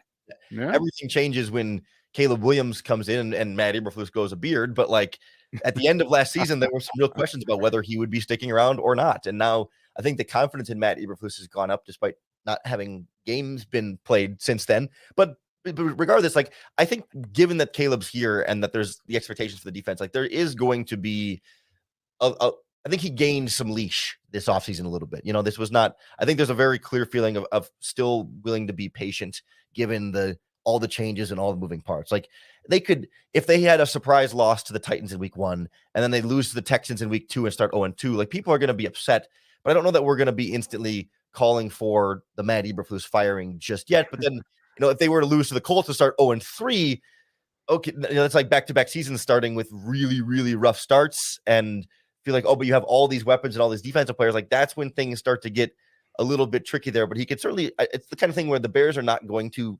wouldn't, you know, fire him that early in a season. And I think we're going to come back around on the Panthers, the Commanders, the Cardinals, and the Patriots to the point where even if things start bumpier than they should, there will be that sort of swing turnaround period halfway through the season where the team starts playing well and starts re-earning some of that favor. And then even if they struggle in the NFC North stretch there, it's easy enough to say, okay, well, the Lions are really good and the 49ers are really good. And, you know, the Packers might be pretty good and the Vikings hopefully aren't, but you can start to sort of, once they've seen some good this season, then we can start to sort of land the plane a little bit more somewhere in the middle by the end of the year. But it'll also, and guys, around with Lauren Cox, the host of the Locked On Bears podcast, talking Bears football here on Shawn and Maya in the morning on Sports Zone Chicago. But especially when you talk to those other teams, like now that's week 8, 9, and 10. Now you're going into division, but now you got momentum. Now you've got momentum going into that division. And it's not as if you're starting off with a difficult schedule. You're, like I said, you're going to be able to be less exploited by some of these teams early on and really get the development. And then you start to, you know, once that starts rolling and you get some chemistry, that's a great time to start when you got to face the division. Let me ask you a quick question though before we let you go. Matt Eberflus now all of a sudden he's on Vegas boards. He's the leader for a front runner for the Coach of the Year candidate. Your thoughts on him being a front runner in the Coach of the Year? You know, way too soon prediction, but Coach of the Year candidate. Yeah, it's so interesting because I've seen that he's been at the front like for most of the offseason here as one of the top or the top odds for Coach of the Year. And yet like you can also go to like bleacherreport.com and look at articles of coaches on the hot seat this season, and he'll be in those lists too. Like, it's impossible that you could be the favorite for Coach of the Year and also on the hot seat at the exact same time. But that sort of speaks to the Matt Eberflus experience here, where I think like Bears fans feel some of this like just tension and pressure about like, okay, like, are we 100% sure this is the guy? Like we think so, but are we 100% sure? And then at the same time, you can look at this team and go, well, they won 7 games last season and upgraded the wide receiver core drastically. You know, the defense it looks really stacked, and they got what in theory should be a quarterback upgrade eventually, maybe not week 1, but like as he gets better, there's an expectation that, you know, this is supposed to be the quarterback to put them over the top. That should, in theory, get them to be a playoff team and make a potential little run there, maybe 9-10 games and make a little noise in the NFC North. And like, that's the formula to win Coach of the Year, right? Is take a team that everyone kind of thought was bad, a team that technically was picking with the number 1 overall pick, even though it wasn't their pick, but still picking in the top 10 of the draft, and turn them into a playoff team with this big turnaround. Like, that's what wins you Coach of the Year. So, like, if I was a sports book, I'd feel the same way. There's a pretty good chance of that, being a possibility here. But at the same time, like, there's always that chance that things go very poorly. And I don't think he's going to get fired, but like, things could just as easily go poorly. And that's the curious case of Matt Eberflus right now. Lauren, last question before we let you go. And, I always appreciate the time that you have for me. Because I know you got to get out here and we got another guy coming. What is your thought on the fact that Caleb Williams and Rome Odunze, one of 2 of 5, I want to say, first-round picks that have not been signed. One of the other ones is Chicagoland's own J.J. McCarthy. But real quick, what is your thoughts on them not being signed? Training camp starts really, really soon, and or do you think it's, we know the NFL loves to entertain. Are they just kind of holding us off for Hard Knocks to do it on national TV, or what do you think about those our first 2 first-round picks not being signed yet? Yeah, I think Ryan Poles isn't going to feel a lot of like urgency here, as long as, and I think until they don't show up at training camp, or until they aren't able to participate at training camp because of the contract thing, I'm not going to worry about it yet. You know what I mean? Like, we can sit here and hem and haw, and tomorrow they could sign their contracts, and then, oh no, we're worried about, right? So, like, I think Ryan Poles says, listen, we're going to take care of this. They're not going to try and negotiate leverage against the number 1 overall pick quarterback. They're going to give him what he wants. What are you worried about offset language for the number 1? Like, he's the number 1 overall pick at quarterback. I don't think there's going to be a lot of sticking points here that the Bears are going to have to put their foot in the ground and say, no, Caleb, we're standing firm on this, and now we're at a standstill. No, I think when it's time to take care of it. You know what? If they truly believe in this guy, guarantee his whole contract, just like this, guaranteed. Yeah. Whether you get hurt or not, all right, your first 4 years are guaranteed, and if you truly believe in it. And what language you worried about? None. Everything's guaranteed. So that's all you need. That's the only language you need to worry about. Everything's guaranteed. So if you tear an ACL, or you can't play football ever again, guess what? Your first 4 years, you know what I mean? It's bothersome. It's annoying, but it is what it is. Hey, Lauren, excellent stuff as always, my man. I appreciate every time you're able to come on with us. Do me a favor though, let everyone know where they can find you and your work online. Of course. Thanks for having me. Always a pleasure. You can follow me on Twitter at CoxSports1, and you can hear me on the Locked On Bears podcast on YouTube or wherever you get your podcasts. Great stuff, buddy. We'll talk soon, man. Bear the freak down. I'm fired up, dog. I'm fired up. Me too, man. Anytime. All right now. Bye. Guys, that's Lauren Cox of the Locked On Bears podcast. I am fired up. Man, I tell you, I can smell the freshly cut grass already. Well, listen. We're going to take another quick break, and on the other side of the break, we're going to switch gears and talk Bulls basketball with my man. All right, C-Red Fred Pfeiffer from the Big Red Bus podcast, and I think he's got like 7 other podcasts he talks Bulls with. I don't know. But anyway, we're going to talk to Fred, and are we finally getting younger and more athletic? At 6 years later, we'll find out. I just laugh because remember the whole Rajon, let's get younger and more athletic, and then go to Rajon Rondo. Oh, man, just keep it locked right here, folks. Shawn and Maya in the morning on Sports Zone Chicago.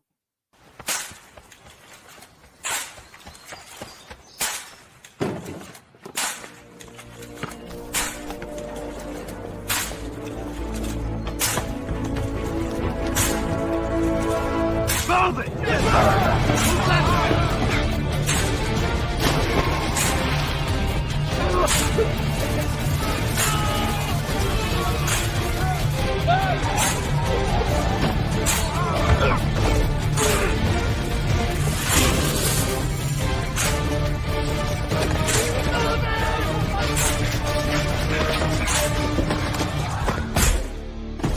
Many will hear the calling.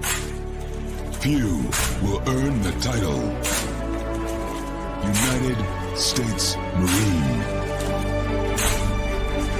The few, the proud, the Marines.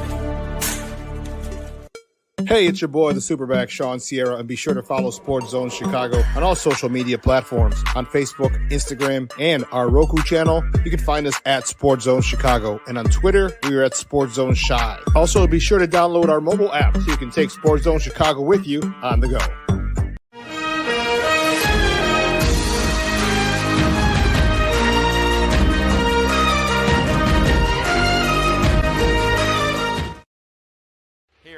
saw almost 11,000 on Friday night. It looks like about the same tonight. 3 ball on the way. Marina Mabry. There's your inside out, Elise. Now to Mabry.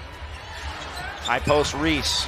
Spinning on on Mercedes Russell and scoring. Nice move. Clock down as far as possible so Seattle doesn't have a good look at the other end. Drives in.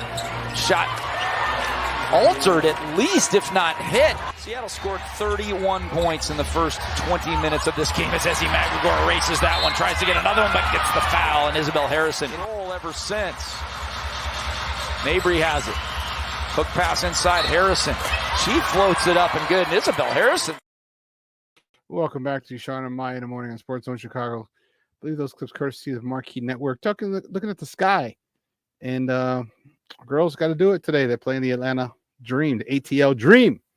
All right. And that game, that kicks off in like 25 minutes.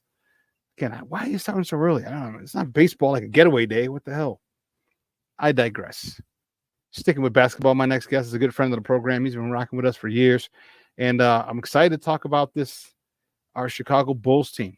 I'm fired up, man, because it's finally we're getting younger and more athletic like we said we were going to do. He's the host of the Big Red Bus podcast. You can find him on Twitter at CBE for Chicago Bullseye. CBE Fred. Guys, let's welcome back to Shawn and Maya. Fred Pfeiffer. Fred, what's up, Papa? Good morning. How are you?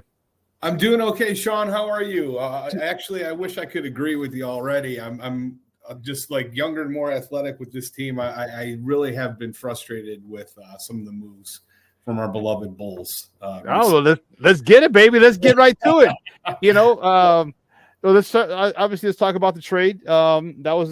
We knew it was most likely happening, or going to happen, the DeMar trade.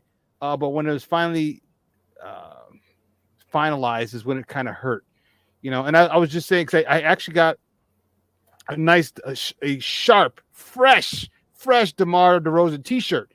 There's a Dick's Sporting Goods outlet over here by me, right down the street.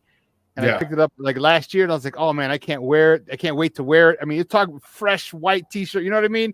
Yeah. And I'm like, damn, I can wear it, but like it doesn't have as much bite because he's not there. Talk to me about what that does and what hole that leaves with DeMar, because he was Mr. Excitement for us for the last 3 seasons, a lot of buzzer beaters, and just his personality, his leadership in the locker room. What kind of void is that going to leave in this Bulls locker room? Well, it's a massive void. I mean, I don't think the issue was trading DeMar. I think we all agree that, it kind of had to be done at this point. This team wasn't going anywhere. The issue is like when he was traded, it was like a year and a half late. I think unequivocally he should have been traded the previous season, either at the trade deadline or the offseason. I do think we need to take a step back and acknowledge, like, DeRozan, he's had 11 straight years of 20 points per game, at least 60 games per season. In eight of those seasons, he had 74 more games. Incredibly durable, incredibly dependable, and he was a massive floor raiser for this team. And I think we're going to see just an incredible decline this year. And I really have no problem with that. I mean, if we don't finish in the bottom 10, we're going to lose our first-round pick in a draft that's absolutely loaded. My bigger issue with this front office is the return for DeMar DeRozan. If you look at it, I think there's this general idea that we signed DeRozan as a free agent. We didn't. It was a sign-in trade. And in that trade, we gave up when we signed him for a 3-year, $85 million deal, we gave up 2 second-round picks, a first-round pick that was top 10 protected in 2025. So we still haven't suffered that yet. And we also sent in that trade Thad Young, who later in 2022 became a protected first-round pick for the Spurs. For what? What did we get when all is said and done? 1 playoff win and 2 second-rounders back. I mean, it's just an abysmal, brutal manipulation of draft capital and assets. So as bad as this whole situation has been, DeRozan definitely provided value. I loved watching him. I thought he was an excellent player. He helped the young guys. I think he was integral in helping Kobe improve and helping Ayo improve. And I think for the team, he was the only guy in the team who consistently got to the free throw line, a very underrated trait and aspect of offensive efficiency that we don't have anyone now that can do that outside of Zach.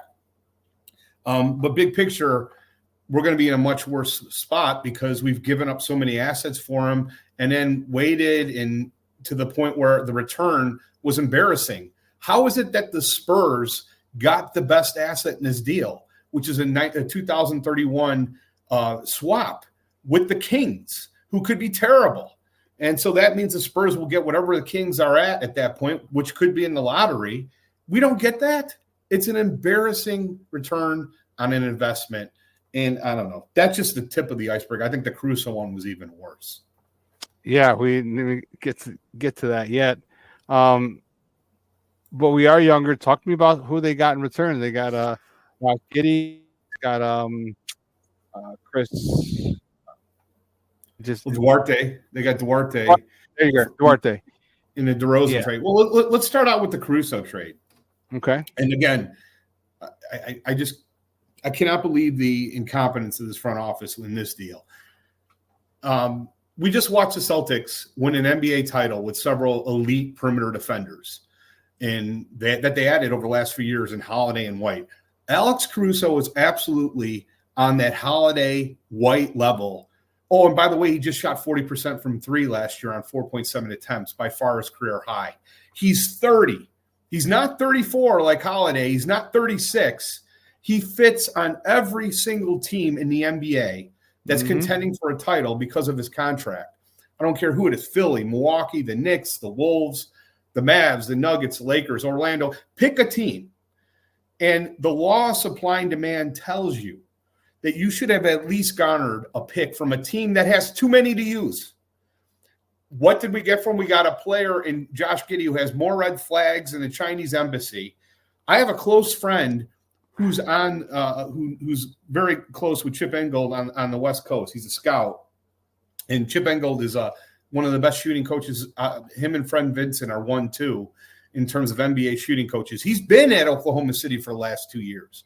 He's worked with Josh Giddey for the last 2 years, and yet he's still shooting 33% from the three-point line. I don't know if you saw the video I posted on Twitter of a game last year where the Suns actually put Nurkic on him. Their center was guarding him, and he was guarding him literally about 4 feet inside the free throw line. He walked up to the three-point line. He fired up a miss. They weren't even guarding him out at the three-point line. So, I hope he gets better as a three-point shooter because it's abysmal right now. He's a very talented passer. He's a very good rebounder, but he's not athletic. He has a negative wingspan, which means that his wingspan is smaller than his height. Right. Yeah. He's not a good defender, and he's not a good three-point shooter. So he just left a team that was number one in the NBA in three-point shooting. They spread the floor incredibly well.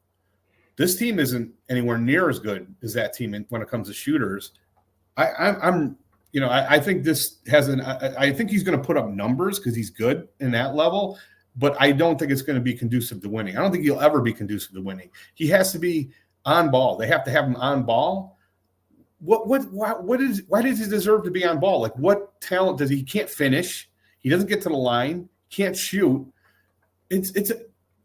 Where this team has gone, Shawn, I'm just so frustrated with some of these moves in this offseason. I think it's an embarrassment. I really do. And I got to be honest, like, there's no one more positive and more loving of this organization than me. But that deal with Caruso was so appalling to me that they weren't even able to garner a second-round pick. A few days later, Oklahoma City traded 5 of them to the Knicks, 5 second-round picks just to move up in the draft like a couple spots. You couldn't get one? Incompetence. It's hard to describe how incompetent that is. And if you wanted to trade him last year at the trade deadline, you would have got a hell of a lot more for him because people understand his value, and especially teams who are going to the playoffs or vying for a playoff spot, they would have definitely overpaid, as you always do at the trade deadline. They would have paid a premium for him, and for whatever reason, they didn't move it. But I mean, reports were that he was told Acme was told from above that they couldn't trade him. How much credence do you put into that? And if you're told from your boss you can't trade him, well, damn, how are you gonna let a man do his job if you tell him what he can and can't do? That's a good question. If that's true, I don't know where the truth lies in this. I do believe that from all reports, from most of the reports, he has the freedom to do what he wants. no one forced them to make the idiotic Vooch trade, which in retrospect was a complete disaster, giving up 2 first-round picks, taking the Aminu contract for a guy who now has declined to the point that he's literally went from stretch 5 to constrict 5, had his worst year shooting the 3, and he is the worst rim defender in the league. The Bulls gave up the highest at the rim field goal percentage inside 6 feet. So he's horrible defensively, and he's horrible as an outside shooter now. This is an abomination. And you just exponentially exacerbate the problem by signing him to a 3-year deal. What team out there was going to give Vucevic a 3-year deal? None of them. 2-year deal, you could have moved him. You can't even move him now. You got that, Zach. It is such a mess. Like, I feel like ownership gets blamed a lot here in Chicago, and they're not good. I don't deny that. But a lot of these moves were based on these 2 guys. Like, our previous front office that took all that crap had to deal with that far more. I don't want to get into the details, but Kyle Korver was not on the Bulls because of the front of the ownership. They wanted to keep a good player like Kyle Korver. They had to deal with all that baloney for many years. I actually think it's been better for this guy. And man, some of these moves are just inexcusable. And like I highlighted the Caruso one, the DeRozan one, that he didn't get traded earlier. I mean, that's part of his job is to go up and go into ownership and convince them and say, this team's not working. I don't know how you can finish the previous season and say, yeah, we're going to run this back. We like it. They finished 14-9. We want continuity. It's incredible. Every person I know, and I think you too, Shawn, probably even said, why are we running this back? This clearly doesn't work. These 3 players do not work together. And it's just been, I mean, I don't think I've ever been at a point for the Bulls. That's saying a lot since the post-Jordan Cross era, where I have less faith in a front office than I do with this group. I mean, we can make jokes about guard packs all you want, but like I've always stated, 2007, they draft Noah. 2008, they get Rose. 2009, they draft Taj in the 20s. Then they hire Tibbs in 2010, and then they draft Butler at 30 in 2011. That 5-year stretch is as good as any GM has ever had in the city. And then you look at players like Lauri Markkanen and Bobby Portis that they drafted that weren't celebrated, but ended up being really good players. Like, those guys are exponentially better than what we have right now. When it comes to drafting talent, I have a lot more faith in Kobe White, players that they drafted, than I do in these 2 guys. Anyhow. So you rambled on for a while. No, you didn't. You can tell, I don't know if you can sense my frustration. No, not at all. Not at all. But you go back to those things. So what's the issue? Like, you look at all these teams, all these people we've drafted, and you just went through a whole bunch of them. Bobby Portis, Daniel Gafford's. All right, Daniel Gafford's playing in the NBA Finals. And they're not playing in the NBA Finals because of him. No, but he was a role player. All right, Daniel Jones Jr., NBA Finals. They're not playing in the finals because of him, but he's a role player. Like, and we've had talent. Lowry's an all-star. Like, what is the problem here in Chicago that we just can't draft and develop and these players into all-stars, into quality, role players, and God forbid even get a superstar. I mean, we had one in Jimmy, but he cost. Don't even get me started. What seems to be the problem? Well, the problem. Let's just talk about the problem right now. The problem with this front office is when they took over in 2020, in spring of 2020. They had a roster in front of them that included Daniel Gafford, Lauri Markkanen, Kobe White, Max Strus. I'm probably missing a few other players there, but just those 4 guys. I would argue you'd be better off today with just having a robot or AI draft all the picks. They had every pick in front of them.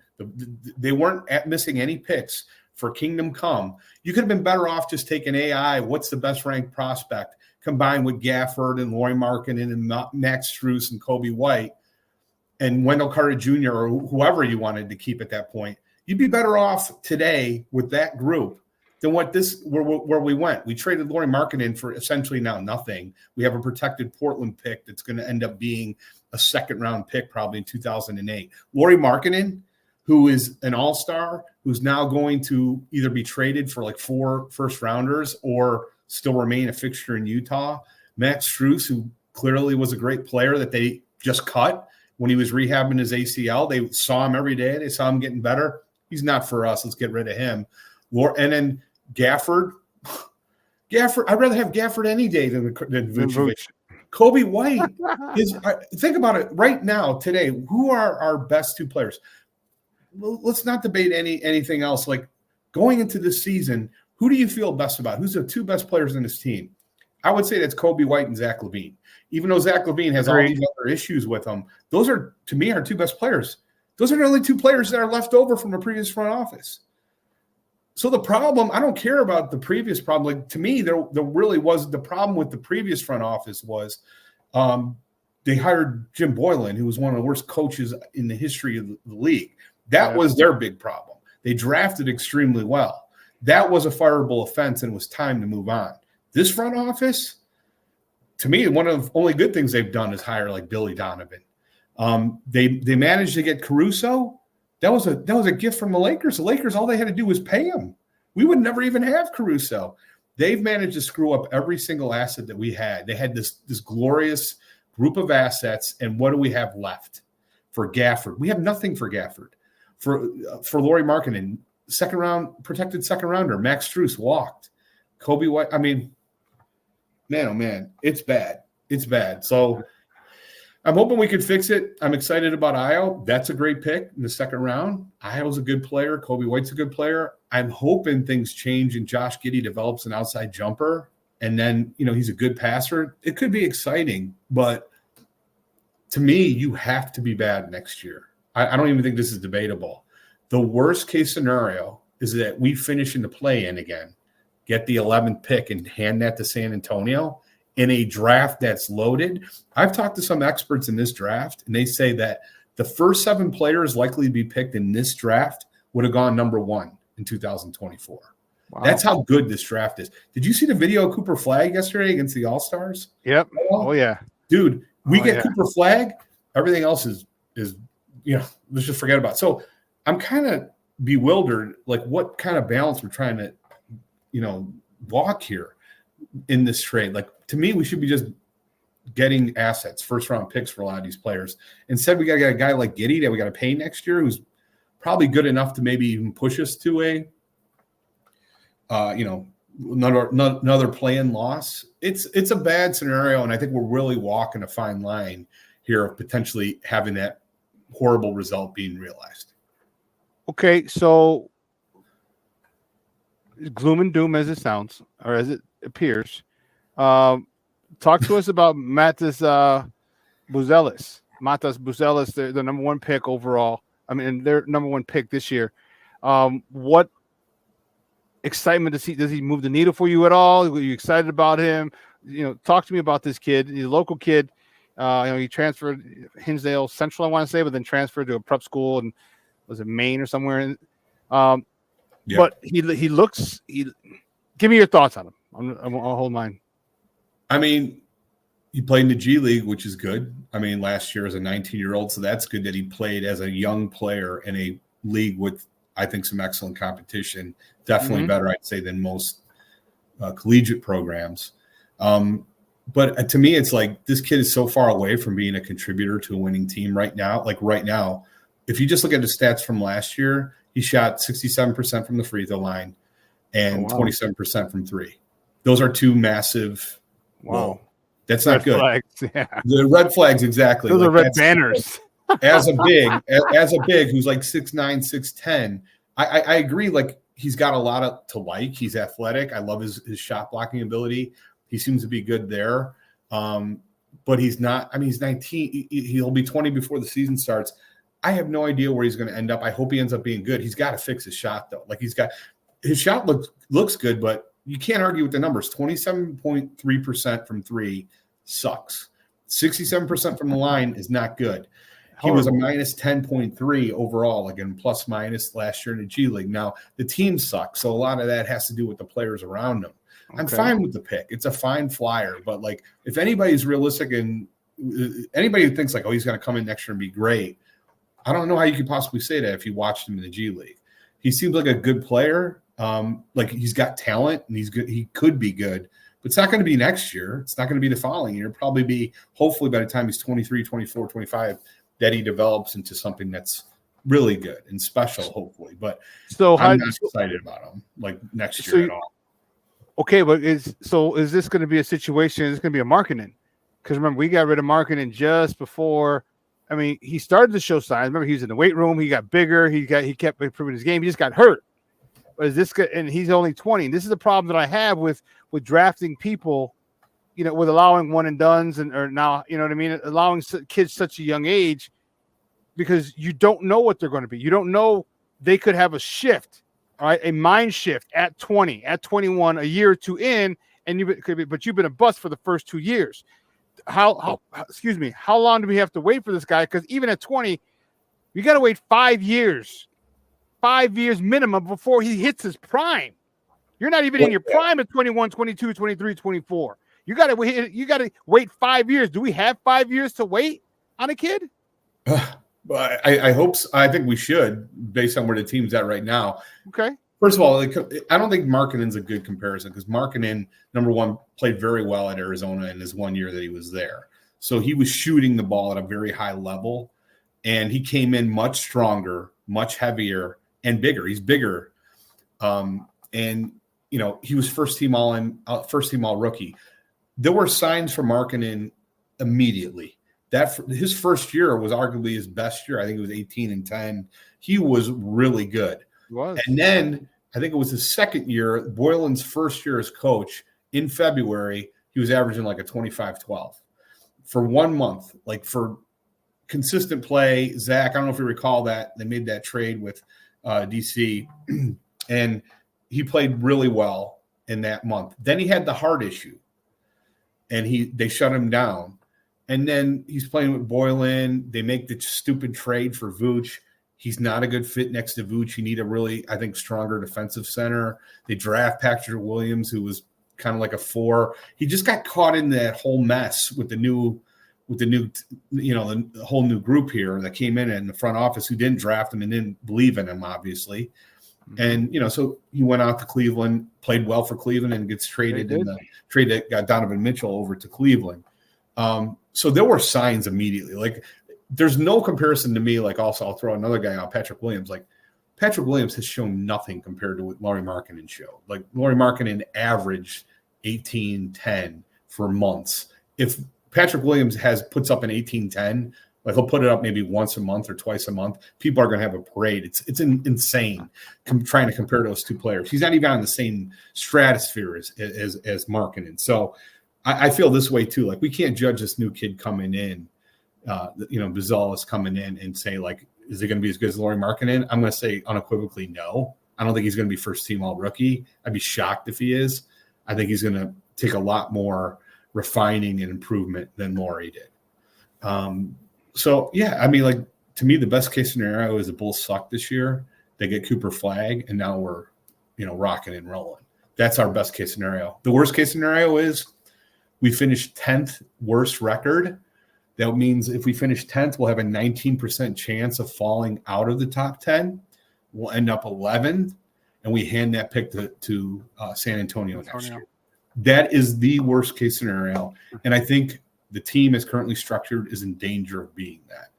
Because you look around up and down the league, there's teams that are worse than the Bulls. Like, DC is clearly tanking. The Nets are clearly tanking. Charlotte's not good. And Zach LaVine's a really good player. If he comes back, plays well, Kobe White's kick-ass, Io's kick-ass. Like, we're not going to be competing for anything, but we're probably better than some of the worst teams.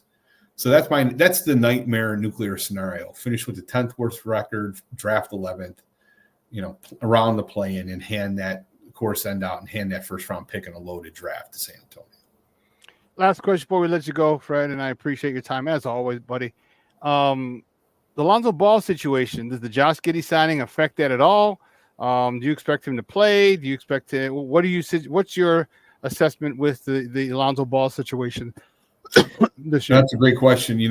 I think you've probably seen the video of Lonzo playing right now, and he was such a great player to watch and a lot of fun to watch. I think the Bulls are in a no-win situation with Lonzo Ball. Even in a best-case scenario, let's say he plays fantastic and he's remotely playing at a level that he was in his first year here in Chicago. What do you do? Like, are we actually I think the Bulls would be insane to offer him another contract, to pay him again, considering where we've been the last 4 years and he's missed such large swaths of time. So I guess the best case scenario is that he actually shows value again and the Bulls move him at the trade deadline for an asset. That would probably be the best case scenario. I just don't expect a lot out of it. And I think it's clear by this move to get Giddey that the Bulls don't either. So they don't believe, I don't think, because to me that was a signal, hey, we don't think this guy's going to, return. And it's a serious injury that he had. Clearly, it's taken him he's missed 2 full seasons. 2 years. Yeah, so clearly. So, I mean, I hope for the kid's sake that he plays, he comes back, shows some value, gets gets another contract next year. But, big picture, he's made a lot of money the last 4 years. So there's worse areas that you could be in this, I guess in the grand scheme of things. But, I hope he gets back. And to me, the most important thing is he looks like he's finally approaching health now, moving around really well. And, big picture, that's the most important thing for him. Guys, he's Fred Pfeiffer. He's the host of the Big Red Bus podcast. And, man, as always, my man, great stuff. I appreciate it. Do me a favor, let everyone know where they can find you and your work online. Yeah, so Big Red Bus, the Bulls, if you do it's at all podcast platforms. I'm really proud of the last 4 or 5 shows we've had. Joe Colley, Casey Johnson, Stefan No on, Will Gottlieb, and Shawn, hopefully we'll get you on the next couple of weeks. I got you on our list of hopeful guests. And we got, just more good guys coming on the show. So it's been really good, especially lately, the Big Red Bus. I encourage everyone to check that out. I also do the Chicago Bullseye pod and chicagobullseye.com. I'm going to start writing a lot more as we undergo this, I think a difficult period for the beloved Bull, but it's hard not to be super depressed when you got a player like Kobe White and Io on the team. Those are 2 guys I love watching. And I do like Zach. I do believe in Zach. I think what Zach is going through right now is really unfair. And it's really kind of insane that people forget how efficient and how good this guy can be. And at the age of 29, if he's healthy, you're getting a bargain, whoever that team is that eventually trades for him. Cool, buddy. We'll talk soon, man. And hit me up whenever you want me on the pod. I'm there, Papa. I'm there. Sounds good, Shawn. Thanks so much, man. Thanks everybody. Have a great week. Likewise. Guys, that's Fred Pfeiffer from the Big Red Bus, man. Love it. And the one thing, he keeps it real. That's what I love about Fred. He's a diehard Bull fan to the core, but he's also is not afraid to critique and criticize when they need critique or criticism. Man, 2 hours has come and gone. That felt like a blink of an eye. Holy sheesh. I want to thank all my guests, Bob Nightingale from USA Today, talking Cubs, Sox with me. I want to thank Lauren Cox from the Lockdown Bears podcast for talking Bears football with me. And finally, I want to thank my man, 50 grand, Fred Pfeiffer, for talking Bulls basketball with me. Man, we're going to replay this show tonight at 6 p.m., so make sure you check that out. Guys, from everyone here at Sports Zone Chicago, Elliot Baez, our executive producer, Clarence Council, our social media guy, my co-host, Adam Sencha, Maya Kai. I'm your boy, the SuperBack, Shawn Sierra. Guys, have a phenomenal day. All right, it's going to be, what's it, the low 80s today? It's going to get warm toward the end of the week, but enjoy it. Enjoy it. The high of 81 today. Perfect day. Get out there if you can. Eat outside. Remember I tell you, call your friends, call your loved ones. Let them know that they are loved. So for everyone here at Sports Zone Chicago, guys, I'm your boy, the SuperBack, Shawn Sierra. Guys, have a phenomenal day. I'll see you next Wednesday. Getting closer to coming back to 3 days a week. All right. I'll see you. Your boy, the SuperBack. I am out.